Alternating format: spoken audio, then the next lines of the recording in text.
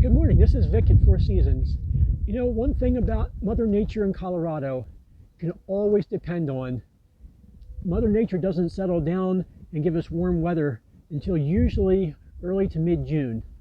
So if you've gotten the itch to get out and do some gardening and all of a sudden we're going to have a nice warm period and you feel like everything's safe, and then all of a sudden the National Weather Service says we're going to have a freeze, there's a couple things you can do to help get your plants through cold periods.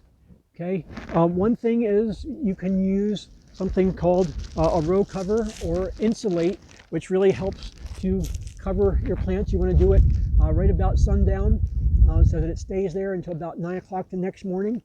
That's a great way to keep frost off of your plants. You got to make sure that you don't use plastic.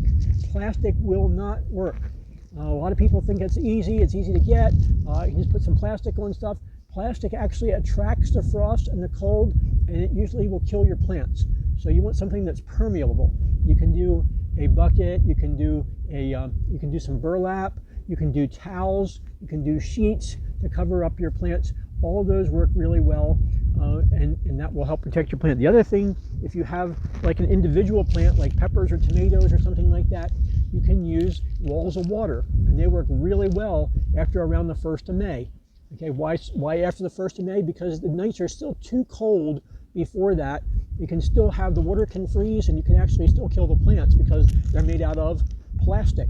So you got to be careful with them, but they do work well after approximately the 1st of May at this elevation. A little bit later than that as you climb an elevation a little bit, but it's a great thing to protect tomatoes, peppers, squashes, anything that's out there by itself.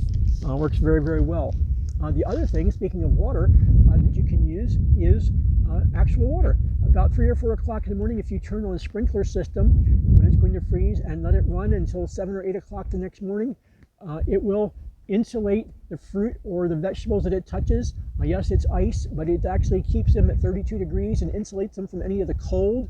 And so that's another way you can usually keep things from freezing. It's used all the time in strawberry fields and things like that. So those are just a few ways to protect yourself against Mother Nature's cold snaps that come along every once in a while.